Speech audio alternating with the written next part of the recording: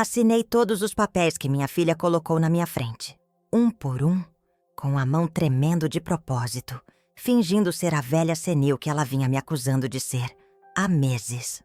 Ela segurou minha outra mão por cima da mesa do cartório, apertando com força, aquele toque gelado de quem está prestes a conseguir o que quer. Rodrigo, meu genro, estava encostado na parede com os braços cruzados, finalmente relaxando depois de semanas pressionando, inventando que eu estava confusa, esquecida, incapaz. Eles achavam que tinham ganhado, que a velha idiota tinha finalmente cedido e entregado tudo. O apartamento no Batel, a casa da minha mãe em Ponta Grossa, as economias de 38 anos como professora. Tudo. O tabelião conferiu os documentos, carimbou, assinou como testemunha. Bruna respirou aliviado. Sorriu para mim com aquela doçura falsa que me enojava. Pronto, mãe. Agora você não precisa se preocupar com nada. Eu cuido de tudo para você. Como se estivesse me fazendo um favor. Como se me roubar fosse um ato de amor. Foi quando o Dr. Henrique voltou ao computador para fazer a conferência final nos sistemas. Digitou. Parou. Franziu a testa. Conferiu de novo. E disse a frase que eu tinha esperado 3 meses para ouvir. Há um problema. Segundo os registros, a senhora Neuza não possui nenhum bem em seu nome. O silêncio que caiu naquela sala foi a coisa mais doce que eu já senti na vida. Bruna ficou branca. Depois, vermelha. Como assim não tem nada? Confere de novo. O apartamento, a casa, as contas do banco. Ela estava gritando agora, perdendo toda aquela compostura de filha preocupada. Rodrigo arrancou os documentos das mãos do tabelião, procurando desesperadamente por algum erro, alguma falha no sistema. Mas não tinha erro nenhum. Eu tinha transferido tudo. 3 meses antes, quando percebi o que eles estavam tramando. Fui num advogado. Fiz laudos médicos provando que eu estava em perfeito juízo. Juntei testemunhas. Autentiquei cada papel. E doei tudo para uma fundação de apoio a idosos abandonados, com usufruto vitalício. Ou seja, eu podia continuar morando no meu apartamento até morrer, mas nada estava mais no meu nome. Quando eu partir, vai tudo para ajudar velhos como eu, traídos por quem deveria amar a gente. Bruna me olhou como se eu tivesse enfiado uma faca nas costas dela. E talvez eu tivesse, mas ela tinha tentado enfiar uma em mim primeiro. O que você fez, mãe? O que você fez? Eu olhei nos olhos dela. Aqueles olhos que eu tinha visto se abrirem pela primeira vez quando nasceu. Que eu tinha visto brilharem de orgulho no dia da formatura. E que agora só tinham ganância. Eu me protegi de você. Foi quando a advogada da fundação entrou na sala com todos os documentos autenticados. Doutora Marta Figueiredo. Uma mulher séria que não tinha medo de nada. Muito menos de filha ingrata. Ela explicou tudo. Como eu tinha procurado a fundação, como tinha feito a doação de forma legal e irreversível, como eu tinha gravações de todas as conversas onde Bruna me pressionava, me desqualificava, me tratava como incapaz. Isso é manipulação. Ela foi enganada. Minha mãe não tem condições de tomar esse tipo de decisão. Bruna berrava. Mas a doutora Marta apresentou os 3 laudos médicos, as testemunhas, as gravações. Tudo impecável. Tudo legal. Rodrigo tentou me intimidar com ameaças de processo, mas a advogada foi clara. Qualquer assédio adicional seria enquadrado como violência patrimonial contra idoso. Crime. Cadeia. Bruna explodiu de raiva, mas por baixo da raiva, eu vi o que realmente estava sentindo. Humilhação. A velha senil tinha sido mais esperta que ela. A mãe, confusa, tinha destruído todos os planos dela com 3 meses de antecedência. Eu nunca vou te perdoar por isso, mãe. Você morreu hoje para mim. Ela cuspiu essas palavras e saiu daquele cartório batendo a porta com tanta força que os livros nas estantes tremeram. Fiquei sozinha na sala com o tabelião e a advogada. Eles me parabenizaram pela coragem. Me disseram que eu tinha feito a coisa certa. Mas eu não sentia vitória. Sentia um buraco enorme no peito. Porque Eu tinha acabado de perder minha filha. A menina que eu criei sozinha depois que meu marido morreu. Que eu coloquei na escola com tanto sacrifício, que eu amei mais que a mim mesma. Mas eu não podia deixar ela me tratar como lixo. Não podia deixar ela me roubar só porque eu estava ficando velha. Dignidade não tem preço. E eu preferia morrer sozinha e digna do que cercada de gente que só me queria pelo que eu tinha. Saí daquele cartório sem nada, sem bens, sem família, mas com algo que ninguém nunca mais ia conseguir tirar de mim: o respeito por mim mesma. E agora, 6 meses depois, sentada num banco da Praça Tiradentes em Curitiba, olhando o movimento da cidade que me viu envelhecer, eu ainda me pergunto: será que valeu a pena? Será que existe preço para a dignidade? Será que eu fiz certo em escolher estranhos ao invés da minha própria filha? Meu neto Cauã me visita escondido uma vez por mês. Ele chora, me abraça, diz que me ama. Bruna proibiu ele e a irmã de me verem, mas ele desobedece. Ontem ele me perguntou: Vó, por que você fez isso? Agora a mãe chora todo dia e vocês nunca mais vão se falar. E eu não soube responder, porque mesmo sabendo que ela estava errada, mesmo sabendo que ela queria me usar, dói demais perder uma filha. Dói mais do que eu imaginava que fosse possível doer. Tem noites que eu acordo sozinha no apartamento escuro e penso que devia ter cedido, que devia ter dado o que ela queria só para manter a família junta. Mas aí eu lembro do jeito que ela me olhava, como se eu fosse um obstáculo, um problema a ser resolvido. E eu sei que não tive escolha, porque o que me restava fazer? Deixar ela me tratar como idiota? Assinar papéis que me tirariam tudo que eu construí? Virar refém da caridade dela? Não. Preferi ficar sozinha. Mas Deus me perdoe. Essa solidão pesa. Pesa mais do que qualquer apartamento, qualquer herança, qualquer bem material. E tem dias que eu me pergunto se a dignidade realmente vale a pena quando o preço dela é nunca mais ver sua filha. Meu nome é Neuza Cavalcante dos Santos. Tenho 71 anos. E essa é a história de como eu escolhi morrer com dignidade, mesmo que isso significasse morrer sozinha. Será que eu fiz a coisa certa? Você me diz. Acordo sempre às 6 da manhã. Não importa se é inverno e ainda está escuro lá fora, se a geada cobriu os telhados do batel, ou se o vento sul está chicoteando as janelas do meu apartamento no 10º andar.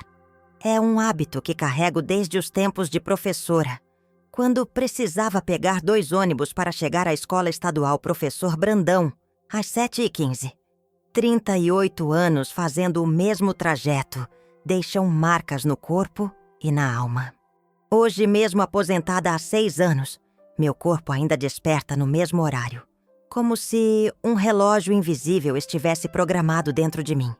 Meu nome é Neuza Cavalcante dos Santos. Tenho 71 anos, cabelos grisalhos que insisto em prender num coque frouxo e mãos que tremem de leve quando seguro a xícara de café. Não é nada grave. O doutor Ailton me disse que é só a idade chegando. Mas minha filha Bruna adora transformar esse tremor em motivo de preocupação. Mãe, você tá vendo como suas mãos tremem? Isso não é normal. A gente precisa te levar num neurologista. Como se ter 71 anos fosse uma doença que precisa de cura. Moro sozinha desde que Bruna casou há 15 anos.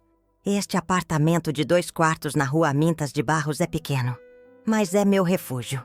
Comprei ele em 1996, quando os preços no batel ainda eram acessíveis para uma professora estadual que juntava cada centavo.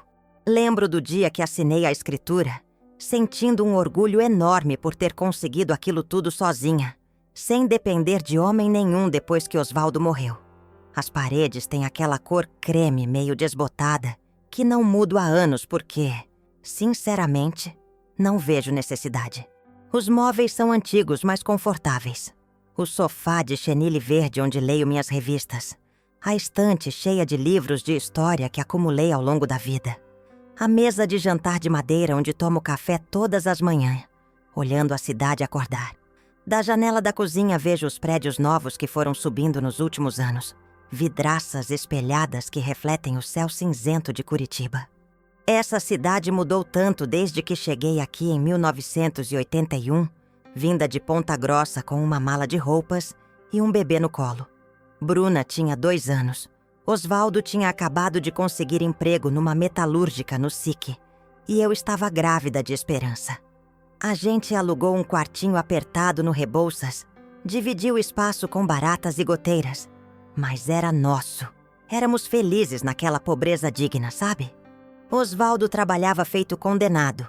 Eu fazia faxina nas casas do Batel, enquanto Bruna ficava com a vizinha, Dona Aparecida, uma senhora baiana que cantava sambas enquanto cozinhava.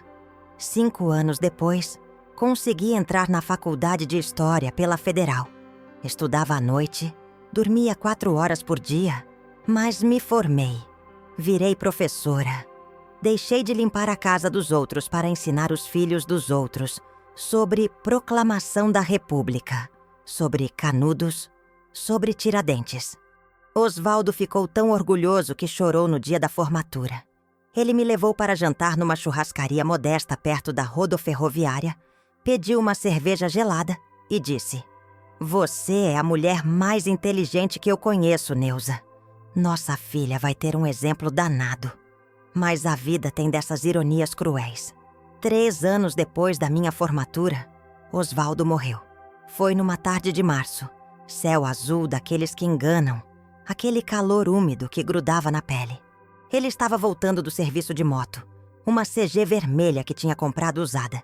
Quando um caminhão furou o sinal, na BR-277. Nem chegou vivo no hospital. Bruna tinha 7 anos. Eu tinha 32. De repente, virei viúva, mãe solo e o único sustento da casa. Não tive tempo de desmoronar. Trabalhei dobrado. Assumi aulas extras. Dei reforço particular aos sábados. Fiz bicos corrigindo provas de cursinho pré-vestibular. Criei Bruna sozinha.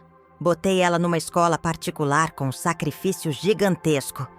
Paguei inglês, natação, tudo que eu achava que ela precisava para ter um futuro melhor que o meu. E ela cresceu bem, graças a Deus. Era estudiosa, tirava notas boas, ganhava elogios das professoras. Eu olhava para ela e via Osvaldo nos olhos castanhos, naquele jeito sério de franzir a testa quando estava concentrada. Bruna se formou em administração pela PUC. Conheceu o Rodrigo no estágio. Um rapaz de família tradicional de Curitiba, sobrenome pomposo. Aquele tipo que fala baixo, mas sempre consegue o que quer. Eu não gostei dele de cara, se quer saber a verdade. Tinha algo no jeito dele me avaliar, como se estivesse calculando quanto eu valia. Mas Bruna estava apaixonada. E quem sou eu para me meter no coração da minha filha? Casaram numa cerimônia bonita na Igreja do Rosário. Recepção num buffet chique no Santa Felicidade. Eu paguei metade das despesas, mesmo sangrando minhas economias porque queria ver minha menina feliz. Nos primeiros anos a gente era próxima. Bruna me visitava todo domingo, trazia os netos pequenos, o Cauã e a Yasmin, 2 crianças lindas que me chamavam de vovó Neuza, e se penduravam no meu pescoço. A gente almoçava junto, eu fazia aquele macarrão à bolonhesa que ela sempre gostou, a gente conversava sobre tudo. Ela me contava dos planos dela, das dificuldades no trabalho, dos sonhos que tinha para os filhos. Eu me sentia útil, sabe? Sentia que ainda era importante na vida dela. Mas de 2 anos para cá, alguma coisa azedou. Não sei dizer exatamente quando. Foi gradual como ferrugem comendo ferro. Bruna começou a fazer comentários estranhos. "Mãe, você tá se alimentando direito? Mãe, você tomou seus remédios hoje? Mãe, você tem certeza que trancou a porta ontem à noite?" No começo achei que era carinho, zelo de filha preocupada. Mas os comentários foram ficando mais frequentes, mais insistentes, mais invasivos. Ela começou a aparecer sem avisar. Tocava a campainha no meio da tarde. Entrava com aquela cara de quem está fazendo uma inspeção. Olhava a geladeira, conferia as datas de validade dos alimentos, Verificava se eu tinha tomado os remédios da pressão. Uma vez achou uma conta de luz vencida em cima da mesa da cozinha. Tinha esquecido de pagar por 2 dias. E ela fez um escândalo. Mãe, isso é sério. Você tá ficando esquecida demais. E se cortarem sua luz? E se você cair no escuro e ninguém souber? Rodrigo começou a vir junto nas visitas. Ficava sentado no meu sofá, de braços cruzados, concordando com tudo que Bruna dizia.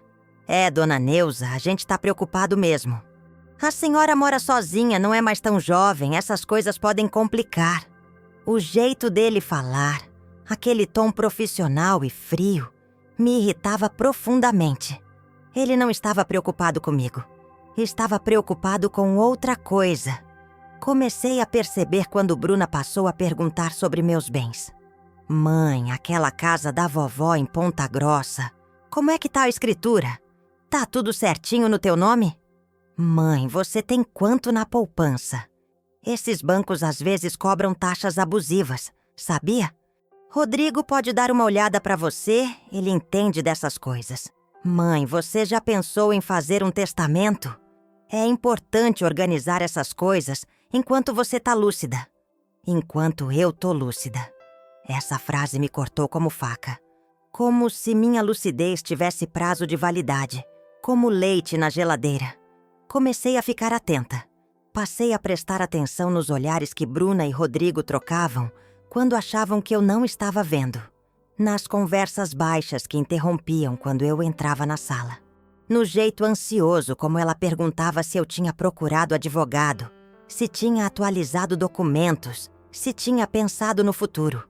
Foi num domingo de abril, logo depois da Páscoa, que a ficha caiu de vez. Estávamos almoçando aqui em casa. Eu tinha feito um frango assado com batatas. A mesa estava cheirosa e bonita. Cauã e Yasmin estavam na sala vendo televisão. Bruna e Rodrigo começaram de novo a conversa sobre preocupações. Mas dessa vez foi diferente. Rodrigo puxou uma pasta da bolsa e colocou em cima da mesa, entre os pratos de comida. Dona Neuza, a gente precisa conversar sério sobre sua situação. A senhora tem 71 anos, mora sozinha e, sinceramente, a gente tem notado alguns sinais preocupantes. Esquecimentos frequentes, contas atrasadas. Aquele dia que a senhora ligou para a Bruna às 3 da manhã, achando que era de tarde. Eu me lembrava daquele dia. Tinha acordado confusa, sim. Olhei o relógio errado. Liguei, achando que era tarde. Foi um erro bobo. Acontece com qualquer um. Mas ele estava transformando aquilo em sintoma de demência. Bruna segurou minha mão por cima da mesa. Seu toque estava gelado. Mãe, a gente te ama muito. E por te amar, a gente precisa te proteger. Rodrigo conversou com um advogado amigo dele. E a melhor coisa a fazer é você transferir a administração dos seus bens para mim. Assim você não precisa se preocupar com nada. Não precisa se estressar com papelada, com banco, com nada. Eu cuido de tudo para você. Você só precisa viver tranquila. Olhei para ela. Para aquela filha que carreguei na barriga, que amamentei, que acordei de madrugada quando tinha febre, que ensinei a ler, que paguei escola e faculdade. E vi uma estranha. Seu sorriso era doce, mas seus olhos estavam duros, calculistas. Ela não estava preocupada comigo. Estava preocupada com meus bens. Eu não tô doente, Bruna. Respondi baixinho. Tô velha, mas não tô doente. E enquanto eu tiver cabeça boa, cuido do que é meu. Rodrigo interveio, irritado. A senhora não entende a gravidade, dona Neuza. Se a senhora vier a ter algum problema de saúde, um AVC, uma demência, tudo fica muito mais complicado. É mais difícil, mais burocrático. Estamos tentando facilitar sua vida. Facilitar minha vida ou facilitar a vida deles? Não disse isso em voz alta, mas pensei. Pensei muito. Eles foram embora naquele dia sem conseguir o que queriam. Bruna estava visivelmente frustrada. Beijou meu rosto com pressa e disse que voltaria na semana seguinte. Quando fechei a porta e fiquei sozinha no apartamento silencioso, sentei no sofá e chorei. Chorei por Osvaldo, que não estava aqui para me ajudar a entender o que tinha dado errado. Chorei pela filha que tinha criado e que agora me olhava como se eu fosse um obstáculo. Mas chorei pouco, porque junto com a tristeza veio uma clareza gelada. Se Bruna queria me tratar como incapaz, eu precisava provar que estava mais lúcida do que nunca. E precisava agir rápido. Na segunda-feira de manhã, peguei o ônibus até o centro. Fazia tempo que não andava de transporte público, mas eu conhecia aqueles caminhos de cor. Desci na Praça Tiradentes, andei pela Rua Barão do Rio Branco, até chegar num escritório que eu tinha visto anunciado no jornal. Figueiredo em Advogados Associados, especializado em direito de família e terceira idade. Subi os 3 lances de escada com dificuldade, o joelho reclamando a cada degrau, e bati na porta de vidro fosco. Fui atendida por uma mulher de uns 50 anos, cabelos curtos, óculos de grau, expressão séria, mas gentil. "Bom dia! A senhora tem horário marcado?" "Não tenho, mas preciso muito de uma orientação. É urgente." Ela me olhou com atenção. Deve ter visto o desespero discreto nos meus olhos, porque me mandou sentar e foi chamar a advogada. "Dora!" Marta Figueiredo entrou na salinha com passos firmes. Era uma mulher alta, uns 45 anos, com um terno azul marinho e uma presença que impunha respeito imediato. Sentou na minha frente, cruzou as mãos sobre a mesa e disse: "A senhora está sendo pressionada por alguém da família?" Não esperava uma pergunta tão direta. Engoli em seco e assenti. "Minha filha.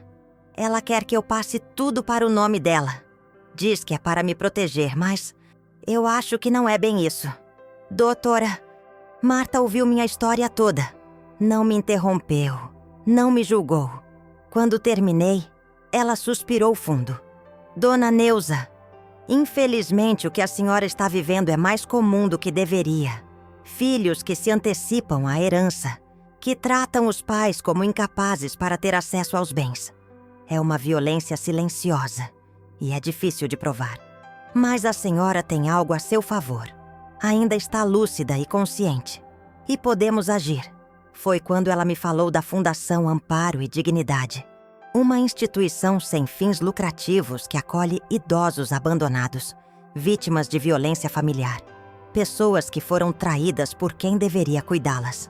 A fundação oferece moradia, assistência médica, psicológica, jurídica e aceita doações de bens em vida, com usufruto vitalício. "Ou seja", explicou doutora Marta, "a senhora transfere seus bens para a fundação, mas continua morando no seu apartamento, usando tudo que é seu, até o fim da vida.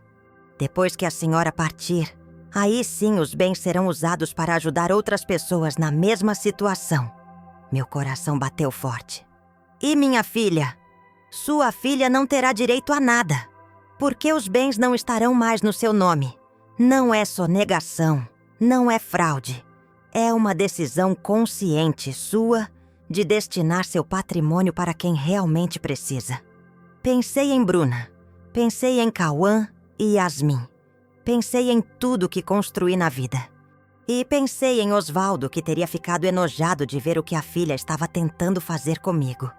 "Eu quero fazer isso", disse com a voz firme.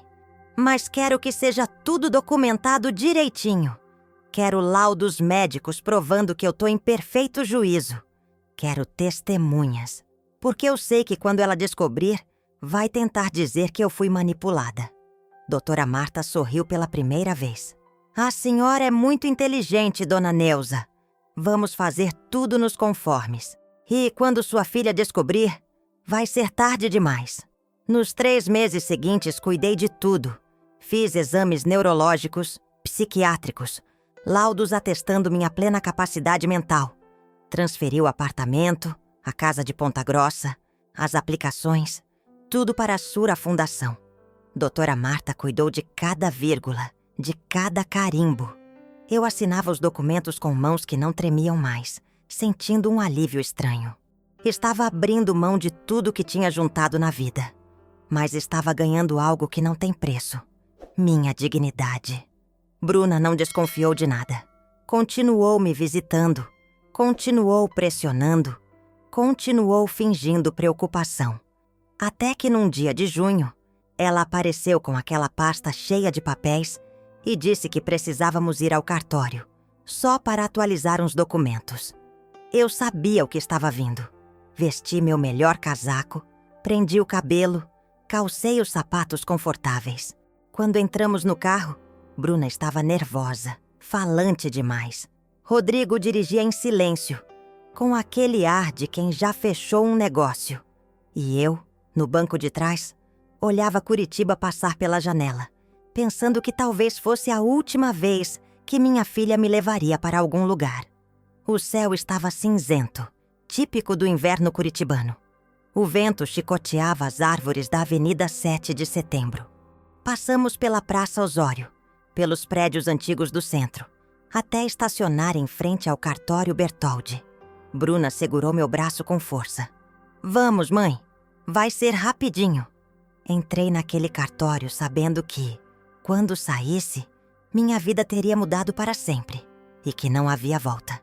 A sala do cartório cheirava a papel velho e café requentado. Era um daqueles ambientes que parecem parados no tempo.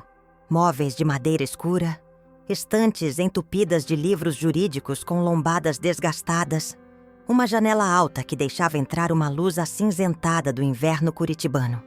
O Dr. Henrique Bertoldi, o tabelião, era um homem de uns 60 anos, cabelos brancos penteados para o lado, óculos de grau descansando na ponta do nariz.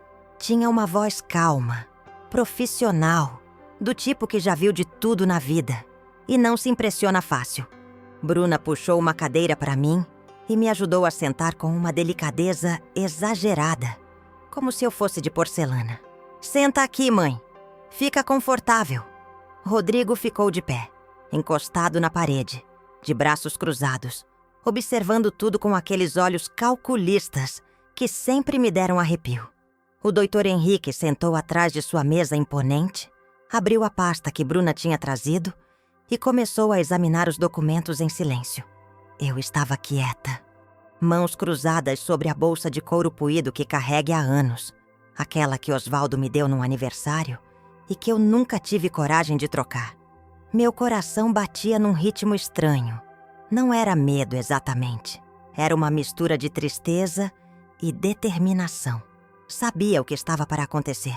Tinha ensaiado aquele momento na minha cabeça centenas de vezes nos últimos 3 meses, desde o dia que assinei os papéis com a doutora Marta.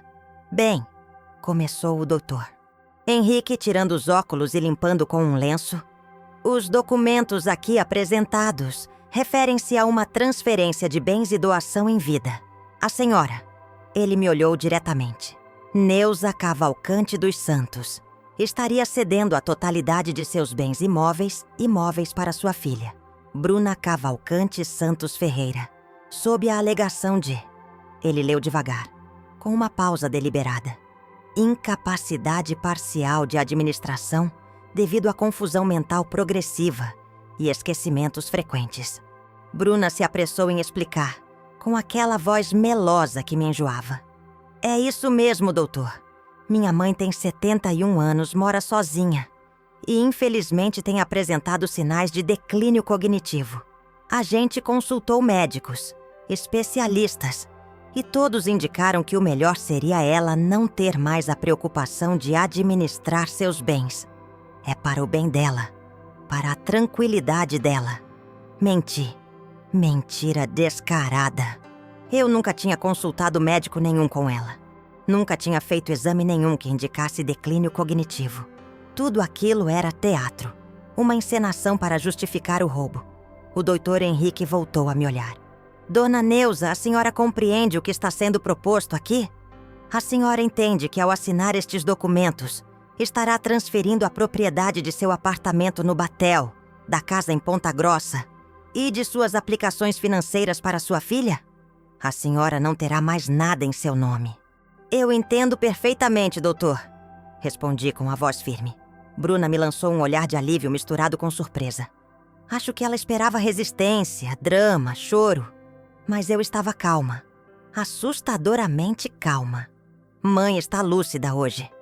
Bruna forçou uma risada nervosa. Graças a Deus!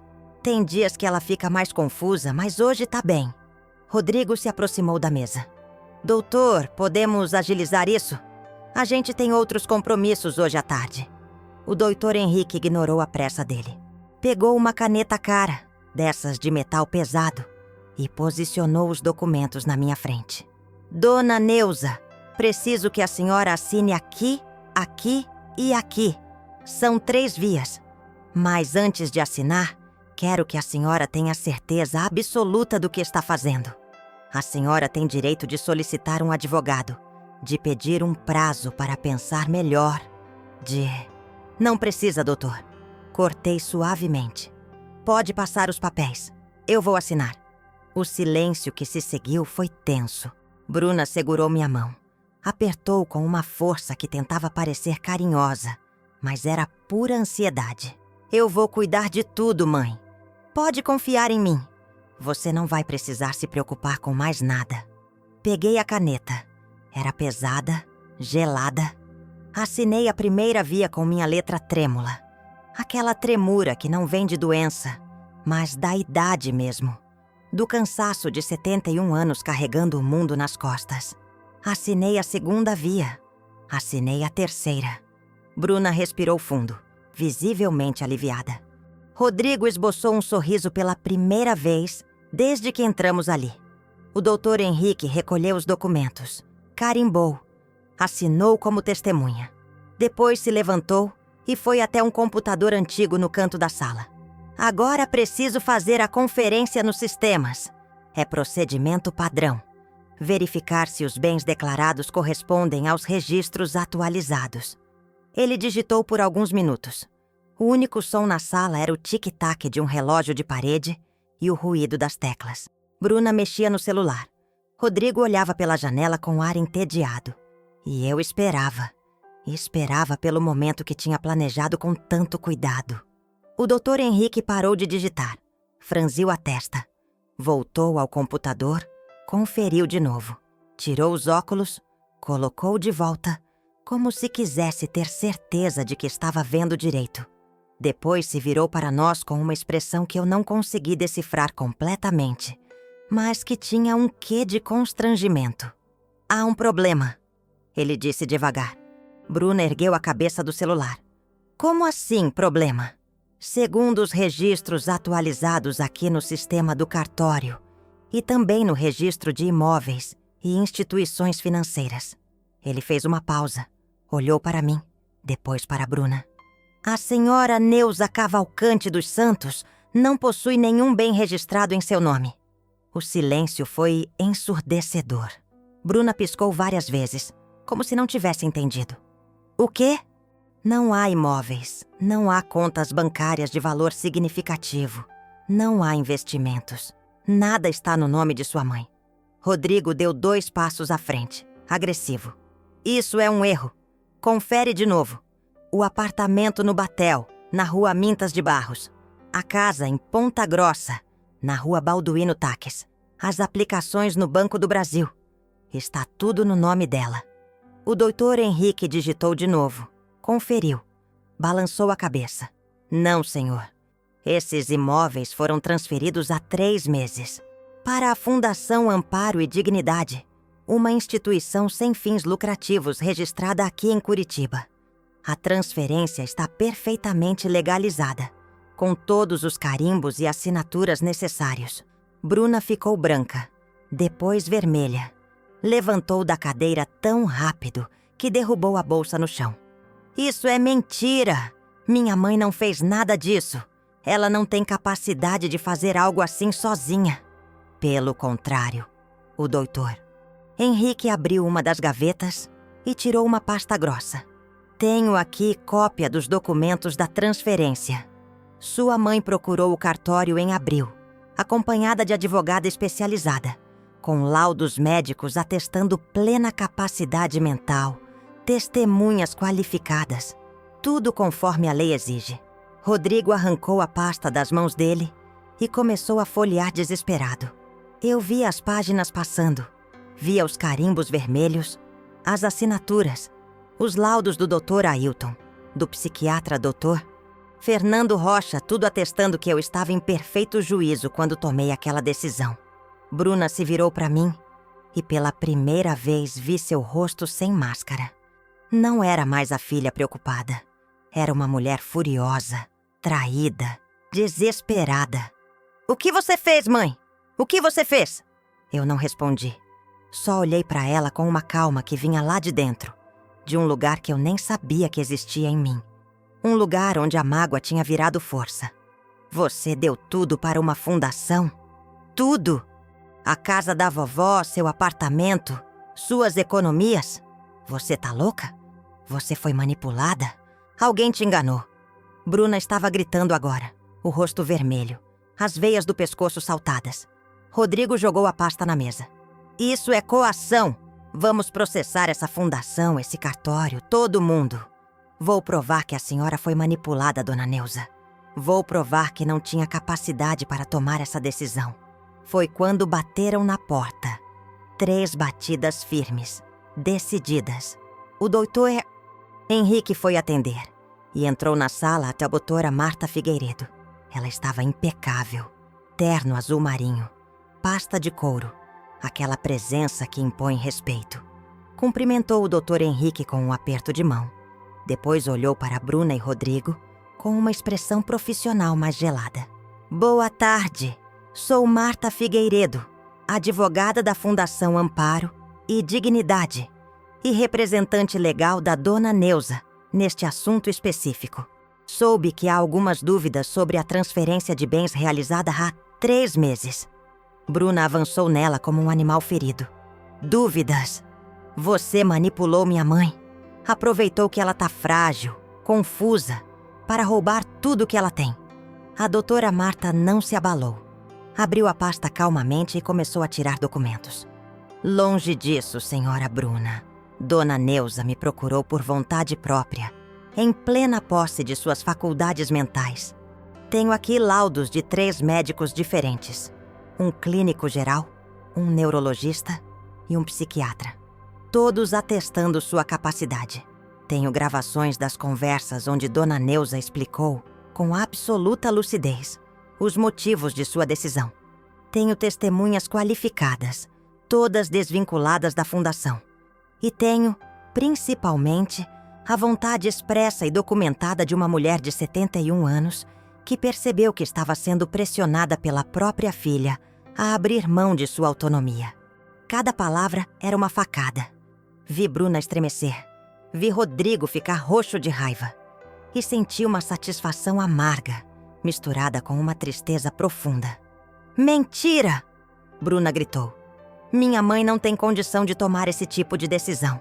Ela esquece coisas, liga de madrugada confusa, deixa contas sem pagar. Eu posso provar. Esquecer onde deixou os óculos ou confundir o horário uma vez não é demência, senhora Bruna", retrucou a doutora Marta com frieza cirúrgica.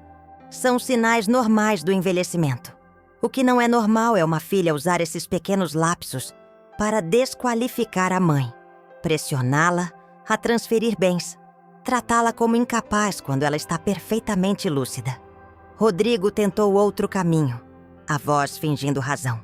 "Doutora, nós só queremos o melhor para a dona Neuza. Ela é nossa mãe, nossa família. A gente tem o direito de cuidar dela." "Cuidar ou controlar?" A doutora Marta devolveu sem piedade. "Porque pelo que dona Neuza me relatou, e pelo que está documentado aqui, os senhores estavam interessados nos bens dela, não no bem-estar dela. Ela me contou sobre as visitas constantes, as pressões, as insinuações sobre sua capacidade mental. Isso tem um nome na lei: alienação patrimonial induzida. E em casos mais graves, pode caracterizar violência patrimonial contra o idoso." Bruna cambaleou. Sentou na cadeira, colocou as mãos no rosto. Quando tirou as mãos, tinha lágrimas nos olhos. Mas não eram lágrimas de arrependimento. Eram de raiva, de frustração. "Você fez isso comigo, mãe? Com sua própria filha? Eu que cuidei de você, que te visitava, que me preocupava?" Foi a primeira vez que falei desde que a doutora Marta entrou. Minha voz saiu baixa, mas firme. Você não se preocupava comigo, Bruna. Você se preocupava com o que eu tinha. Tem diferença. Isso não é verdade! Ela gritou, se levantando de novo. Eu te amo. Sempre te amei. Eu só queria te proteger. Proteger de quê? De mim mesma? Minha voz começou a subir. Senti algo queimar no peito. Eu criei você sozinha, Bruna.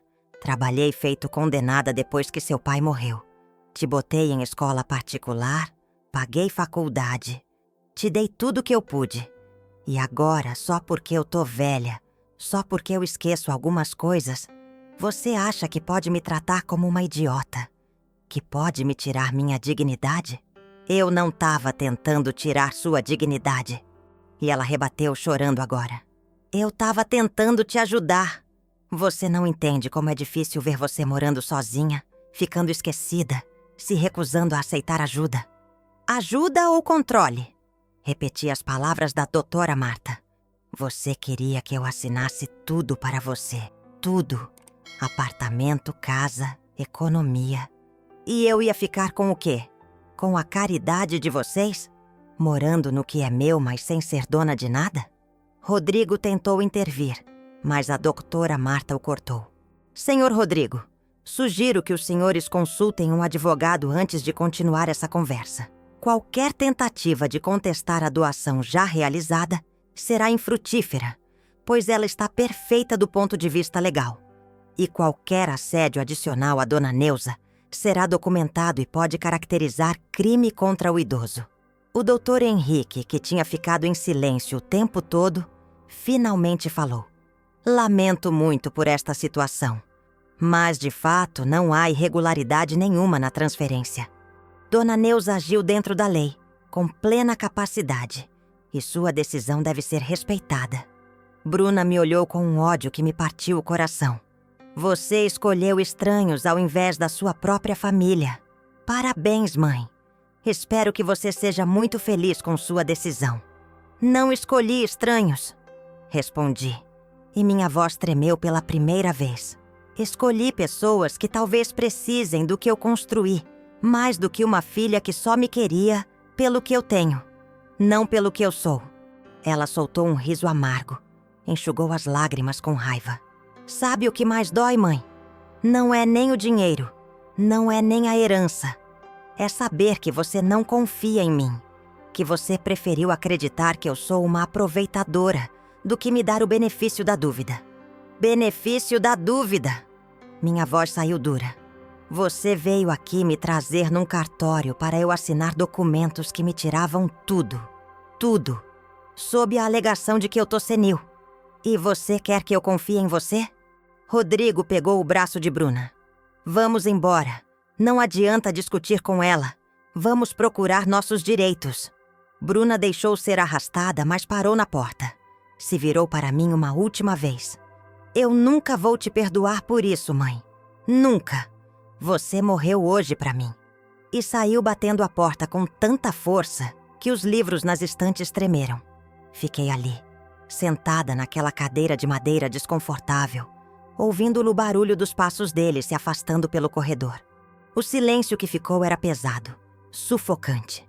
A doutora Marta sentou ao meu lado e segurou minha mão. Dona Neuza, a senhora fez a coisa certa. Sei que não parece agora, sei que dói, mas a senhora se protegeu. Eu não consegui responder, só balancei a cabeça.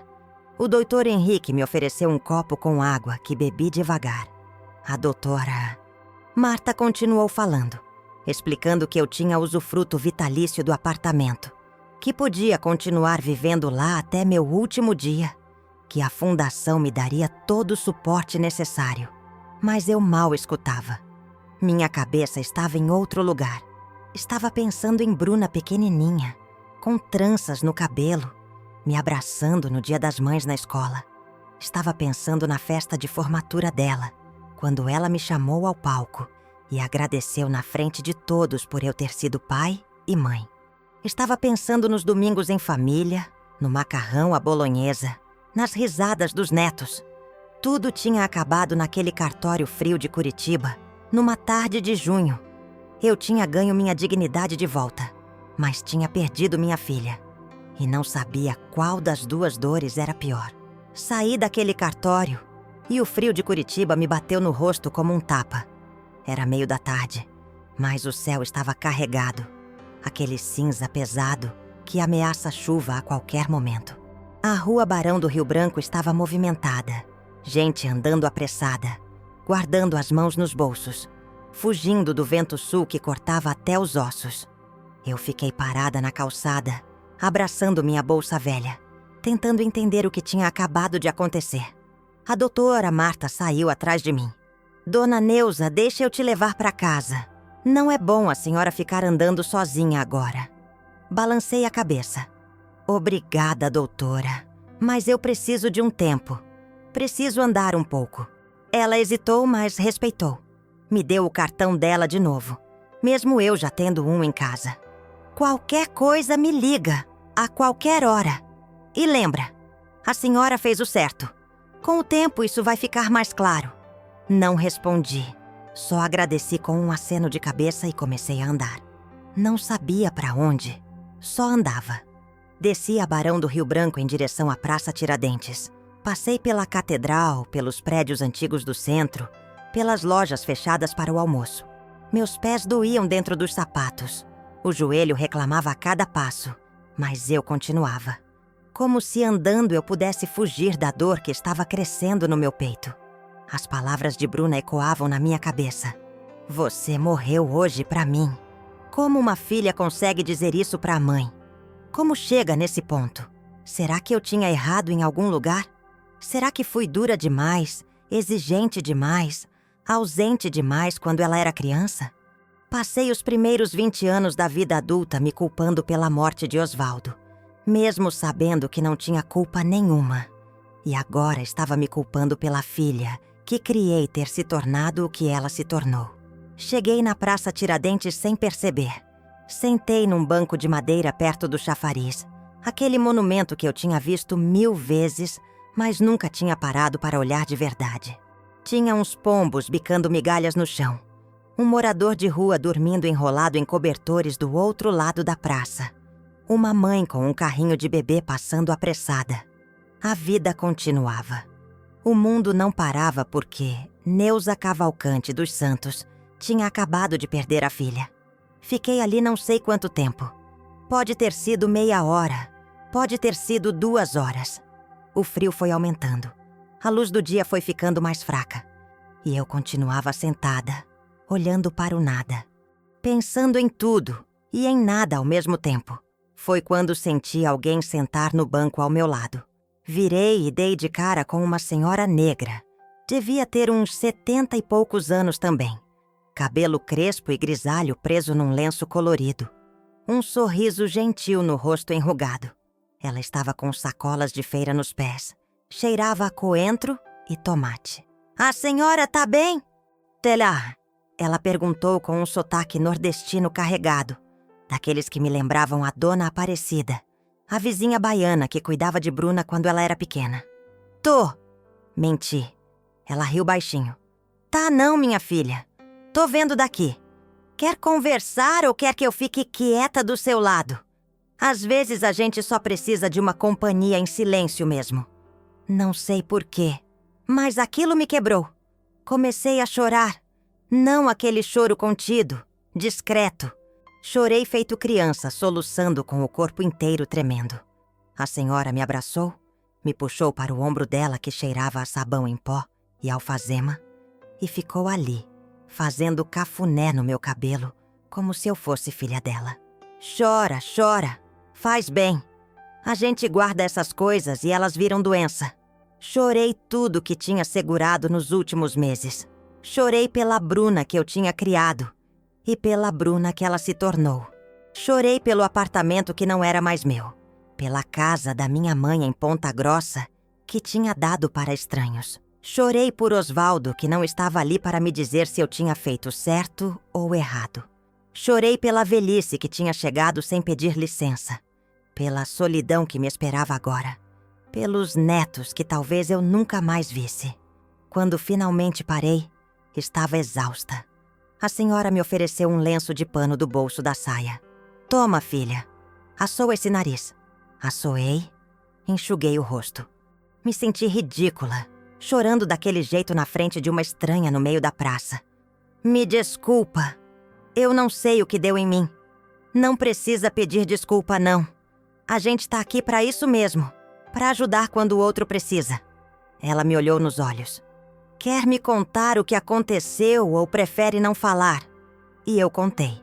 Não sei porquê, mas contei tudo para aquela senhora que eu nem sabia o nome. Contei sobre Bruna, sobre o cartório, sobre ter doado tudo para a fundação. Ela ouviu sem me interromper, só balançando a cabeça de vez em quando. Quando terminei, ela suspirou fundo. Olha, minha filha, eu não te conheço. Você não me conhece. Mas vou te dizer uma coisa. Você fez o certo. Fiz. Minha voz saiu pequena, duvidosa. Fez sim. Eu criei 4 filhos sozinha depois que meu marido me largou por uma mais nova. Trabalhei de doméstica a vida toda. Juntei cada centavo que pude.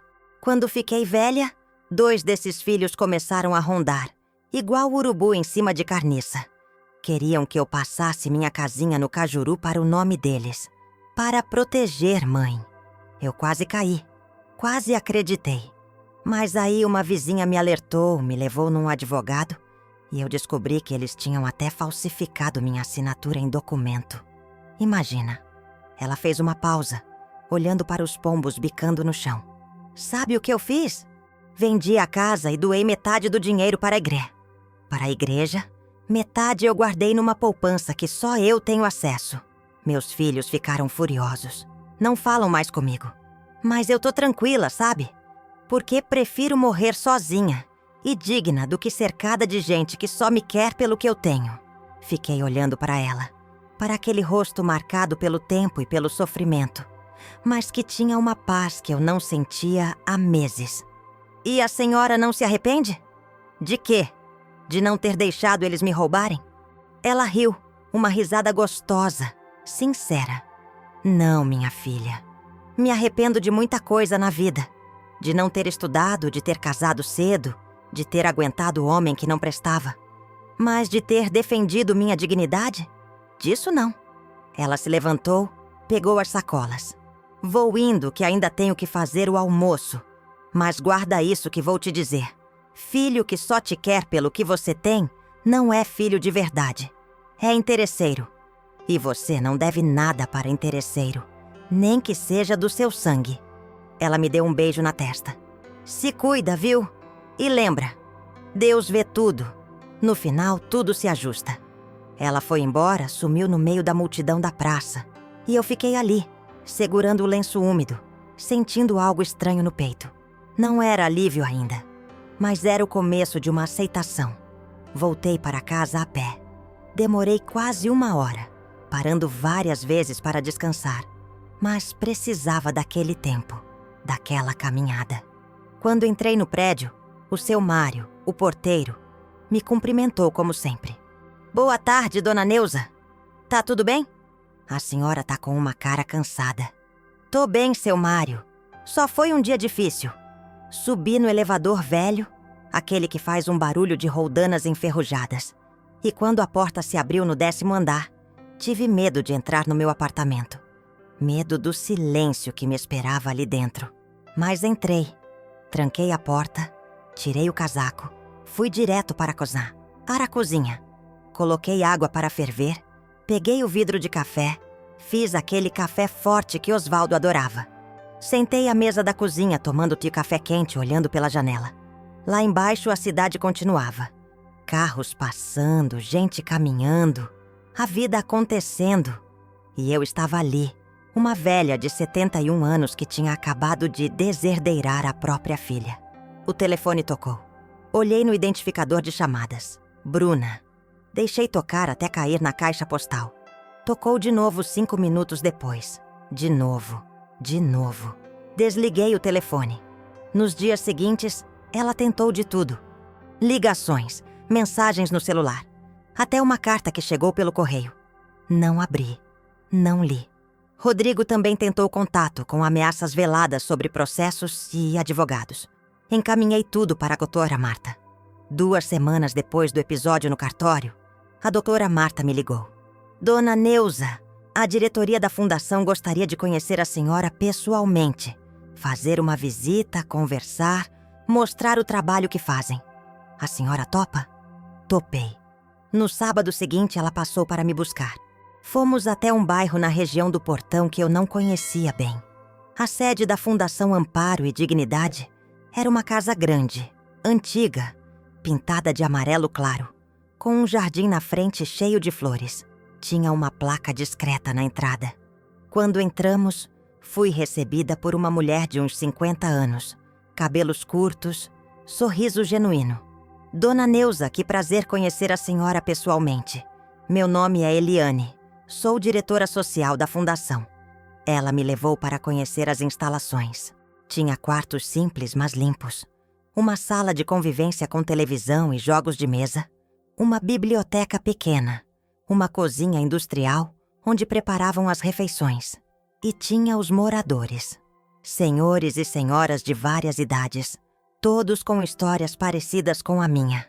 Abandonados por filhos, traídos por parentes, esquecidos pelo mundo. Conversei com uma senhora de 78 anos, chamada Irene. Ela tinha sido professora também, igual a mim. Os filhos tinham tentado interná-la num asilo contra a vontade dela para vender seu apartamento e dividir o dinheiro. Ela conseguiu fugir, procurou ajuda e acabou doando tudo para a Fundação também. Aqui eu tenho paz, ela me disse mexendo numa xícara de chá. Não tenho mais nada meu, mas tenho minha dignidade.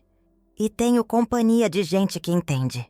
Conheci um senhor de 82 anos, seu Valdir, que tinha sido traído pela esposa e pelos próprios filhos, que forjaram documentos para tentar ficar com a oficina mecânica que ele levou 40 anos construindo. Conheci Dona Aparecida, não a mesma que cuidava de Bruna, mas outra Aparecida, uma baiana também, coincidentemente, que tinha sido expulsa de casa pela nora que queria seu terreno. Cada história era uma facada, mas também era um consolo estranho. Eu não estava sozinha. Existiam dezenas, centenas de pessoas que tinham passado pelo mesmo que eu. E todas tinham feito a mesma escolha. Dignidade antes de tudo. Antes de ir embora, a Eliane me mostrou uma sala que estava sendo reformada. É uma biblioteca nova que estamos montando. Com o dinheiro da doação da senhora, vamos conseguir comprar livros, computadores, oferecer cursos. A senhora não tem ideia do quanto sua generosidade vai ajudar. Generosidade. Ninguém nunca tinha chamado minha decisão de generosidade. Tinha chamado de loucura, vingança, ingratidão, mas nunca de generosidade. 1 mês depois do cartório, Cauã apareceu na minha porta. Meu neto, 15 anos, olhos iguais aos do avô que ele nunca conheceu. Cara de menino ainda, mas crescendo depressa. Ele estava sozinho, meio sem jeito, com as mãos nos bolsos do moletom. Vó, a mãe não sabe que eu vim aqui. Deixei ele entrar. Fiz chocolate quente, do jeito que ele gostava desde pequeno, com leite bem gordo e açúcar mascavo. A gente sentou no sofá da sala, aquele silêncio constrangido entre nós. Por que você fez aquilo, vó? Ele perguntou finalmente com a voz embargada. Respirei fundo. Porque sua mãe não queria cuidar de mim, Cauã. Ela queria meus bens. E eu não podia deixar isso acontecer. Mas agora ela não fala mais com você. Ela proibiu eu e a Yasmin de vir aqui. Ela chora quase todo dia. O pai tá estressado. Eles brigam direto. Cada palavra era uma facada no meu coração. Eu sei que é difícil de entender agora. Mas um dia você vai ver que tem coisas que a gente não pode abrir mão. Nem por quem a gente ama. Dignidade é uma dessas coisas. Ele começou a chorar. Eu não quero ficar sem você, vó. Você é importante para mim. Não importa se você tem dinheiro ou não. Abracei meu neto, aquele menino que eu vi nascer, que eu embalei nos braços quando era bebê, que eu ensinei a andar de bicicleta. e chorei junto com ele. Eu também não quero ficar sem vocês, meu amor. Mas às vezes a gente não tem escolha. Ele ficou 1 hora. Tomamos chocolate. Conversamos sobre a escola, sobre os amigos dele, sobre as músicas que ele estava ouvindo. Quando foi embora, me abraçou apertado na porta. Eu te amo, vó. Sempre vou te amar. Eu também te amo, meu anjo. Não esquece disso nunca. Depois que ele saiu, sentei no sofá e olhei para o apartamento vazio. Vazio de gente, mas cheio de memórias. Cada canto daquela casa tinha uma história. A marca no batente da porta da cozinha, onde eu media a altura de Bruna todo ano. A mancha no tapete da sala que nunca saiu, de quando ela derrubou o suco de uva. A foto de formatura dela na estante, sorrindo orgulhosa com o canudo na mão. Será que tinha valido a pena? Será que não tinha outro caminho? Não sei. Sinceramente, não sei até hoje. Passaram-se 6 meses desde o dia do cartório. É outono agora em Curitiba. Aquela época do ano em que as árvores ficam amareladas e o vento leva as folhas pela rua. Estou sentada no banco da Praça Tiradentes de novo. Mas hoje o tempo está bonito. Sol tímido aparecendo entre as nuvens. Criei uma rotina nova. 3 vezes por semana vou na fundação como voluntária. Leio para os idosos que têm dificuldade de visão. Jogo baralho com eles, converso sobre a vida. Me tornei amiga da Irene, do seu Valdir, da Dona Aparecida. A gente faz nossas refeições juntos, compartilha histórias, ri das mesmas dores. Ainda moro no meu apartamento como a doutora Marta prometeu. Mas agora sei que quando eu morrer, ele vai ajudar outras pessoas. E isso me dá uma paz estranha. Bruna não voltou a falar comigo. Soube por terceiros que ela e Rodrigo estão com problemas financeiros, que a empresa dele não vai bem, que estão pensando em vender o carro. Não sinto satisfação nisso, só uma tristeza profunda. Cauã me visita às escondidas 1 vez por mês. Yasmin ainda não teve coragem de vir, mas mandou uma carta linda, escrita à mão, dizendo que me ama e que não entende direito o que aconteceu, mas que um dia quer entender. Tem dias que me arrependo. Tem dias que acordo e penso que devia ter cedido, que devia ter dado o que Bruna queria só para manter a família unida. Mas aí eu lembro das palavras daquela senhora nordestina na praça. Filho que só te quer pelo que você tem, não é filho de verdade. E lembro de Osvaldo. Lembro da vez que ele me disse, anos antes de morrer, que a coisa mais importante que uma pessoa pode ter é o respeito por si mesma. Neuza, quando você perde o respeito próprio, você perde tudo. Não importa quantas pessoas estejam em volta. Você fica sozinha do mesmo jeito. Estou sozinha agora, em certo sentido. Não tenho mais a filha que criei. Não tenho mais os bens que juntei a vida toda. Mas tenho algo que ninguém pode tirar de mim. A certeza de que fui fiel a mim mesma. De que não me deixei reduzir. Não me deixei tratar como incapaz. Não me deixei roubar. O vento balança as árvores da praça. Leva algumas folhas secas pelo ar. Um pombo pousa perto dos meus pés, bicando migalhas invisíveis. Uma mãe passa com uma criança pequena pela mão. A menina rindo de algo que só ela vê. A vida continua. O mundo não parou porque Neuza Cavalcante dos Santos tomou a decisão mais difícil da vida. Fecho os olhos e sinto o sol morno no rosto. Penso em quantas primaveras eu ainda vou ver. Quantos invernos ainda tenho pela frente. Não sei. Ninguém sabe. Mas sei que quando chegar minha hora vou partir sem dever nada a ninguém. Sem ter me curvado. Sem ter vendido minha dignidade por migalhas de afeto falso. E talvez, só talvez, algum dia Bruna entenda. Talvez quando ela tiver minha idade, quando envelhecer e se ver vulnerável, ela olhe para trás e compreenda por que fiz o que fiz. Ou talvez não. Talvez ela leve esse rancor até o túmulo. Não posso controlar isso. Só posso controlar minhas próprias escolhas. E eu escolhi a dignidade.